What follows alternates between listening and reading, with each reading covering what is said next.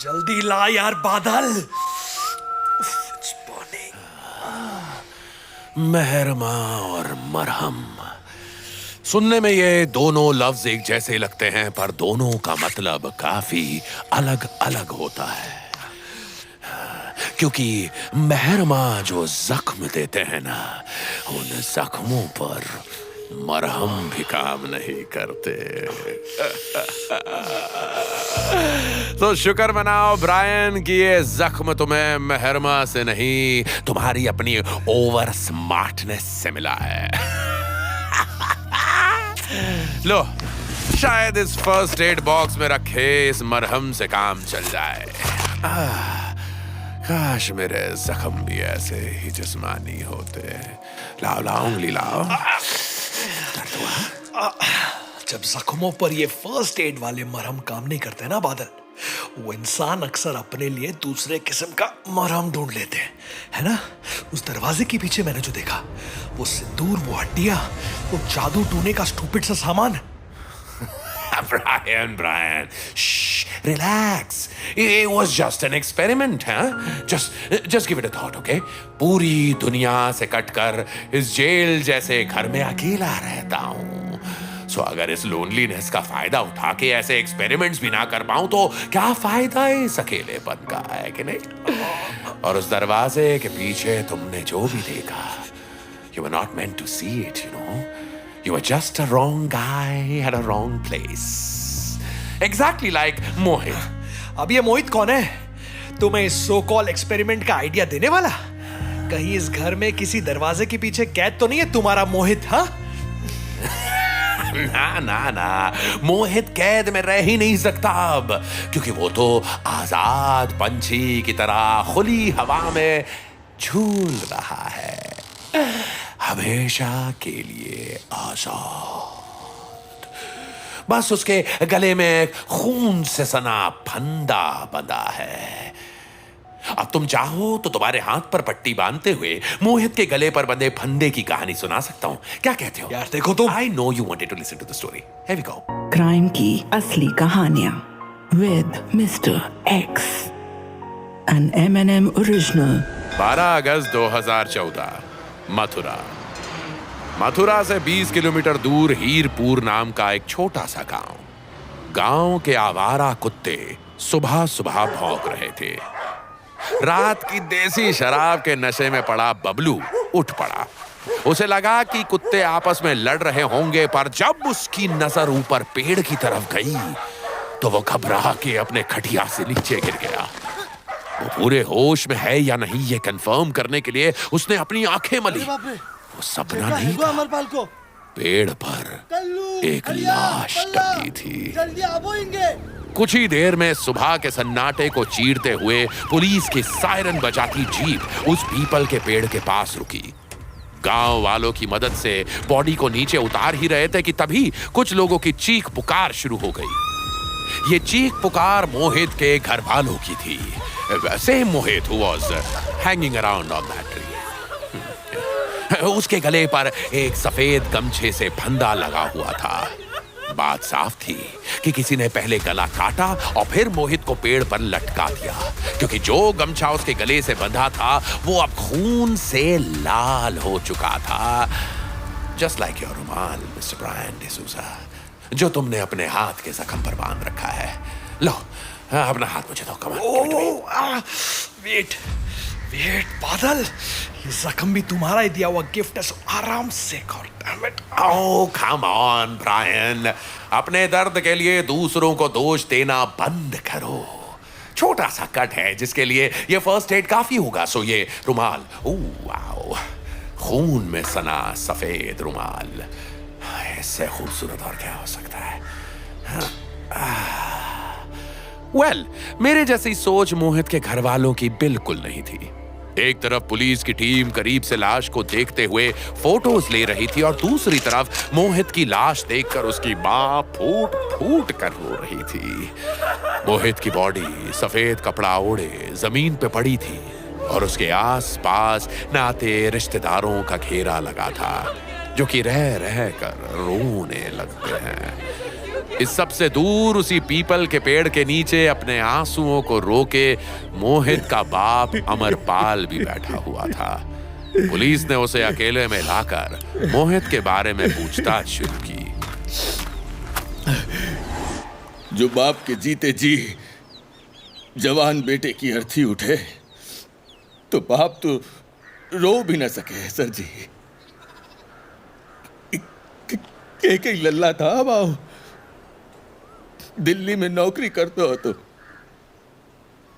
4 साल बाद गांव आए हो तो मुझको जय समझ में नहीं आ रही कि कोई हमारे लल्ला क्यों मारे को है। कहाँ बिगाड़ो तो उसने, कहाँ बिगाड़ो तो सर जी बताओ, आप ही कोई जवाब दे दो, मार के लटका दो। अमरपाल की बातों से यह समझ में आया कि मोहित वॉज लाइक स्वदेश फिल्म का मोहन भार्गव। मतलब इतने साल बाहर पढ़ाई और फिर जॉब करने के बाद वो इतने साल बाद अपने परिवार से मिलने 1 महीने की छुट्टी लेकर गांव आया था और उसे कुछ दिन बाद वापस भी जाना था। ऐसे में सवाल ये था कि कोई मोहित को क्यों मारेगा। ना उसका गांव से ज्यादा कोई कनेक्शन था, ना ही उसके गांव में ज्यादा दोस्त थे, और गांव के कई लोग तो ऐसे थे जिन्होंने मोहित को बचपन में देखा था और फिर इतने साल बाद अब। परिवार सोच रहा था कि क्यों ही छुट्टी पर बुलाया लड़के को। मां को तो यकीन तक नहीं आ रहा था कि मोहित जा चुका था। जाहिर है। You see, जब भी कोई परिवार अपने किसी अपने को खोता है ना, तो वो सदमा सालों तक दिल में नासूर की तरह चुभता है बादल। लोग डिप्रेशन में चले जाते हैं, दिमागी तौर पर बेहद कमजोर हो जाते हैं बादल, बल्कि इतने कमजोर कि कोई गलत कदम भी उठा सकते हैं वो। तुम तो समझते ही होगे बादल। I don't like the way you use your sarcasm, Brian. Oh, sorry. Antiseptic है, जलन तो होगी ही। तुम्हें भी जलन है ना मुझसे, Brian? Because you think me and your wife Shalini are... जलन जुर्म में बदल सकती है क्या? यही जानने आया हूं तुम्हारे पास। तुम भी तो जलते थे ना निवेदिता से। तुम्हें नहीं पता शायद, लेकिन जलन भी इश्क का ही एक रंग है। इश्क जिसकी कोई हदें ही नहीं होती, इश्क जिसमें एक बूंद भी ना मिले तो भी खोने का डर समंदर जितना होता है, जिसका दायरा हर दिन बढ़ता ही जाता है। ओह हाँ, दायरा। मोहित के केस की इन्वेस्टिगेशन के लिए पुलिस को भी अपना दायरा बढ़ाना पड़ा, क्योंकि इन्वेस्टिगेशन किसी फिक्स डायरेक्शन में बढ़ ही नहीं पा रही थी। पर एक बात हमेशा याद रखनी चाहिए, डेप्रिवेशन सेट्स अस फ्री। और इस केस में लीड्स ना होने की डेप्रिवेशन ने पुलिस की जांच का दायरा और बढ़ा दिया, और पुलिस वालों ने हर उस पॉसिबल आदमी से बात की जो मोहित के घर के आसपास रहते हों या उससे रिसेंटली मिले हों। इसी दौरान मुलाकात हुई वहीं के एक लोकल लड़के मनीष से। सर जी, मारो नाम मनीष है। जे जो मरो है मोहित भैया, जे मारा ताऊ को लौंडा है। मैंने बाद दिन जाको देखो तो ताऊ से बात हो रखी थी, धड़का तड़की थी बाप बेटा में। सर जी एक बात को ध्यान रखियो, ताऊ रामलीला में दशरथ का रोल करत है, समझे? कमालूम कहानी यूं झूठी हो और आंसू भी। कहानी में आया एक नया लीड और एक नया ट्विस्ट। मनीष की बातचीत से केस की इन्वेस्टिगेशन को एक पॉसिबल डायरेक्शन मिली। उसके मुताबिक मोहित अपने गांव सिर्फ घूमने नहीं आया था, he had a motive। वो शादी करना चाहता था, वो भी इंटर रिलीजन। मोहित को अपनी एक कलीग से बेइंतहा मोहब्बत हो गई थी, मगर मोहित के बाप अमरपाल को थी इससे दिक्कत, क्योंकि भले ही इंडिया कितना भी सेक्युलर देश हो, पर बात जब शादी की आती है तो अपना धर्म, अपनी जात, अपनी बिरादरी, बस यही होते हैं सबसे बड़े फिल्टर्स। तो यानी पॉसिबिलिटी ये थी कि शहर से लौटे लड़के का एक दूसरे धर्म की लड़की के लिए प्यार और उससे शादी करने का पागलपन मोहित के बाप अमरपाल को रास न आया हो और बात इतनी बड़ी बन गई हो कि मोहित को मौत के घाट उतारने में भी बाप के हाथ ना कांपे। You mean honor killing? Yeah, I mean some people take honor in killing. ये इज्जत और समाज का डर चीज ही ऐसी है यार, जिससे मक्खी ना मरवाए उससे बंदा मरवा दे। और फिर ये पुराने लोग जिन्होंने इतने साल गांव में इतनी इज्जत की कोठी खड़ी की हो, उनके लिए ईगो और इज्जत का इंपॉर्टेंस थोड़ा ज्यादा हो जाता है। और फिलहाल इंपॉर्टेंट ये है कि तुम अपना ये हाथ सीधा रखो ताकि मैं बैंडेज बांध सकूं। Okay, come on, keep it here. वैसे तुमने क्यों मारा निवेदिता को? तुम्हारी ईगो बड़ी हो गई थी या फिर इज्जत? क्योंकि आदमी तो तुम भी पुराने हो, शौक भी पुराने से मालूम होते हैं तुम्हारे, जैसे ये टेबल पे रखा हुआ ये खटारा रेडियो। ओह यार, radio has a special place in my life, you see Brian. और बहुत कम ही स्पेशल चीजें रही हैं मेरी जिंदगी में, जिनमें से एक है निवेदिता। स्पेशल था हमारा रिश्ता, लेकिन सब कुछ हमेशा स्पेशल नहीं रहता। Everything is temporary except love and pain, जिसे आप चूज करते हो परमानेंट बनाने के लिए। अब तो याद भी नहीं कि मेरे रिश्तों का मैंने गला दबा कर दम घोटा या उन्होंने खुद ब खुद फांसी लगा ली। हे ब्रायन, फांसी, यस, फांसी का फंदा कहानी। हाँ, तो तुम्हें याद है ना, मोहित की लाश उस पेड़ पर फंदे से लटकी मिली थी, पेड़ पीपल का, करीब 15-20 फीट यूं ऊंचा रहा होगा। तो अगर हम मान भी लें कि अपनी इज्जत बचाने के लिए बूढ़े अमरपाल ने बेटे का गला काटा, तो फिर पेड़ पर किसने टांगा? यानी ये काम अकेले अमरपाल का तो हो नहीं सकता। इसके लिए जरूरत पड़ेगी गरम खून और मजबूत कांधों की। और इसलिए पुलिस ने इलाके के उन सारे मुश्तंडों की लिस्ट बनाई जो जाने जाते थे पैसा लेकर जमीनों पर कब्जा करने के लिए, लठबाजी करने के लिए, डराने धमकाने के लिए। और उन सबको थाने बुलाकर उनसे पूछताछ की कि वो कल रात कहां थे। जिनके वेयर अबाउट्स के स्ट्रॉन्ग एलिबाई मिले, उनको तो पुलिस ने छोड़ दिया, पर आखिर में एक मुश्तंडा ऐसा बचा जो इस सवाल में फंस गया कि वो कल रात कहां था। पर पुलिस का डंडा तो वो रामबाण इलाज है कि जिस रास्ते से चूहिया ना निकले वहां से हाथी निकलवा दे। पुलिस ने तोड़ाई शुरू की। लठबाजी करने वाले की बॉडी पर लठ पड़े तो वो चीखने लगा। पुलिस ने फिर पूछा, बता रही हो, पैसे दिए बता रही हो जल्दी। सर ताऊ से कभी पैसे वैसे की कोई बात ना भाई, पैसा जो लेंगे। अमरपाल ताऊ संत आदमी हैंगे, उनने आज तक मक्खी ना मारी। और तुम ये छोड़ो, इनने तो रामपाल चाचन को कभी लठ ना चलवाई, जबकि मोहित को बाकी चाचा रामपाल कट्टा लेके मारने पहुंचे एक दिन। अमरपाल के पास मोटिव तो था अपने बेटे को मारने का, पर जिस हिसाब से गांव में उसकी इमेज थी, कोई मानने को तैयार नहीं होता कि अमरपाल कभी ऐसा कुछ कर सकता है। और अब ये मोहित के चाचा और अमरपाल के भाई रामपाल की बात, ये एक नया ट्विस्ट आया था कहानी में। एंड You know what, बादल? I'm bored now. So तुम और तुम्हारी कहानी दोनों से दूर जाना है मुझे। Thanks for the first aid. इस बॉक्स को टेबल से हटा।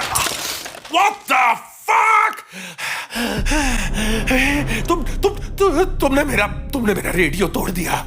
You fool! मेरे घर में बिना मेरी इजाजत के किसी भी चीज को हाथ लगाना, यहाँ तक के हिलाना, चलाना, उठाना, बैठाना सब मना है। Can't you see? चिल्लाओ मत बादल। Don't shout. ना मैं निवेदिता हूं जिसे तुम अपने इशारों पर नचाओगे, और ना ही मैं शालिनी हूं जिसे तुम डरा सकते हो। So keep your voice down. ये मैं जानबूझकर नहीं किया। I was just picking the first aid box, damn it. No, you did it on purpose. तुम्हें पता चला कि radio is special for me and you broke that. You just trying to instigate me.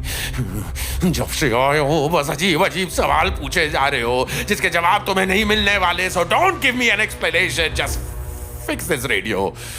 और वो भी इस कहानी के खत्म होने से पहले, okay? You know what? I will fix both this radio and your goddamn fucking attitude. तब तक relax, okay? Relax. Okay, मैं तो रिलैक्स कर भी लूंगा, पर पुलिस रिलैक्स नहीं कर पा रही थी क्योंकि मोहित को मारने वाला अब भी कानून से दूर था.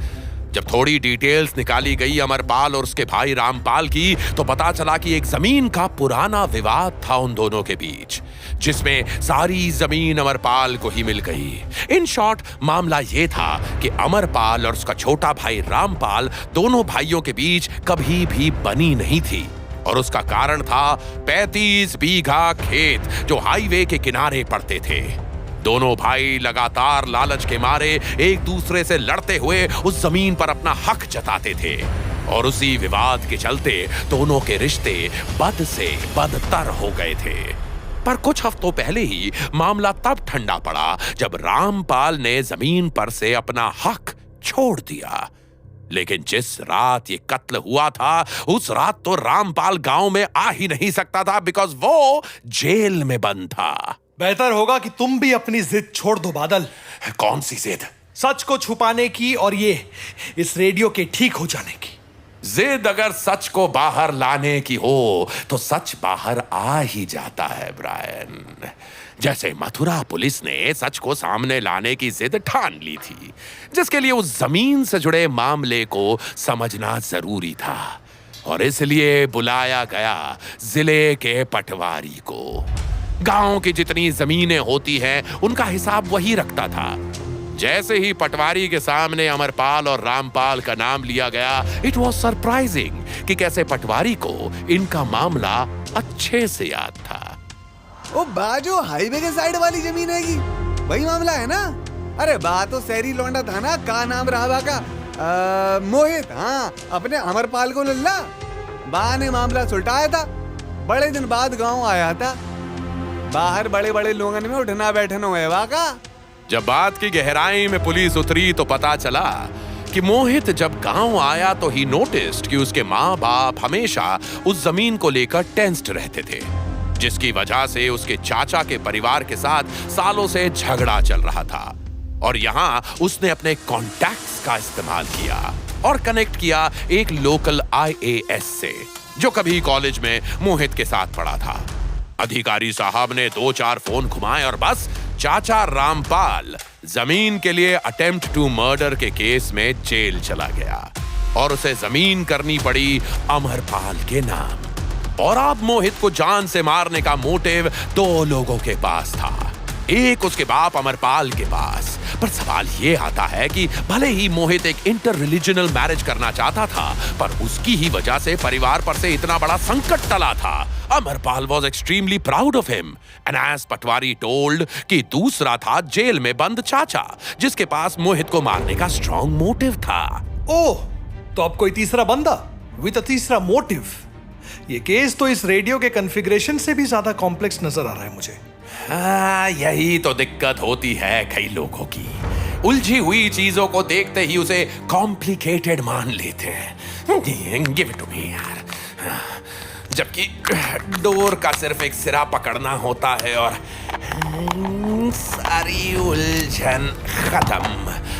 फिर यार रेडियो हो या केस. और इस केस का वो सिरा था मनीष, जो देर से ही सही पर मजबूती से पुलिस के हाथ आया. जी हां, मनीष यानी कि चाचा रामपाल का बेटा. क्योंकि मोहित की लाश जहां मिली थी वहीं पास वाले खेत से मिला एक टूटा हुआ ब्रेसलेट.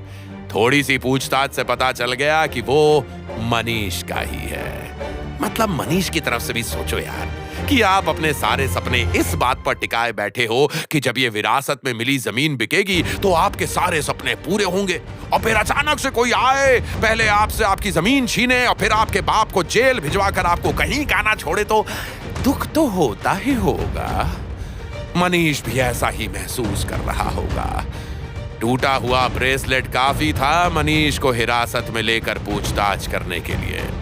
और फिर क्या, जब अपराधी जेल में आ जाता है तो देर सवेर उसकी जुबान तो खुलनी ही होती है। बा मोहित साला, खुद तो शहर चले गए हो, जिंदगी सेट कर ली हती बढ़िया सी। हर के जरूरत थी बा को जमीन की, आयो शहर से और कर दई शहरियों वाले काम। रे बित्ता भर का कट्टा दिखायो बाबा ने, जेल करा दियो, जमीन भी ले गयो। जाकरण के बाद भी लोगन में अपनी बात हाक रहो थो। फिर देखी हमने बाको रात में खेतन के पास खींच लियो हरामी को, रेड मारी बाग के टेटुए पे मुर्गी जैसन फड़फड़ा रहा था। बाग को टांग दियो पीपल के पेड़ पर, सबको दिखे सयाना कुत्ता का हाल का होता है। मतलब आग लालच की हो या बदले की, ये किसी को भी इंसान से हैवान बनाने की ताकत रखती है। हैवान। I really like that word, you know. You know why? No need to explain why. वैसे तुम्हारे अंदर भी तो एक आग जल रही है ना? तुमने किसको जलाया उसके अंदर? बोलो। Again, मुझे ऐसा क्यों लगने लगा है जैसे तुम यहाँ अपनी वाइफ डॉक्टर शालिनी के लिए नहीं बल्कि मेरी वाइफ निवेदिता के लिए आए हो। हाँ? ये सब एक ही धागे से जुड़े मोती है बादल। तुम दुनिया को बेवकूफ बना सकते हो, मुझे नहीं। तुम्हारी वजह से वो आज यहां नहीं है। बोलो, क्या किया उसके साथ तुमने? तुम बताओ क्या हुआ होगा उसके साथ? हाँ, बताओ, कहाँ है वो?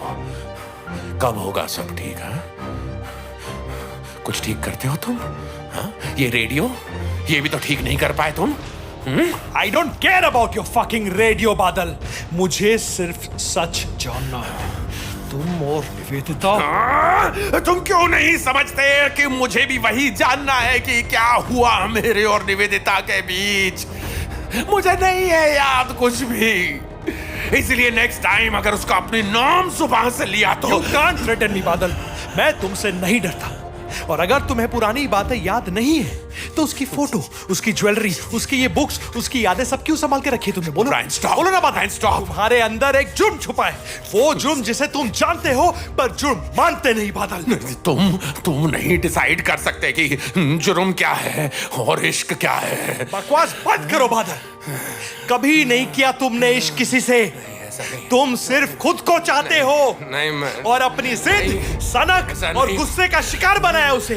तुम्हें खुदगर्ज इंसान हो। You are a bloody black spot on human race. You are a selfish man. खुदगर्ज आदमी हो बादल, तुम खुदगर्ज आदमी हो। तुमने मारा है निवेदिता को, तुमने मारा है।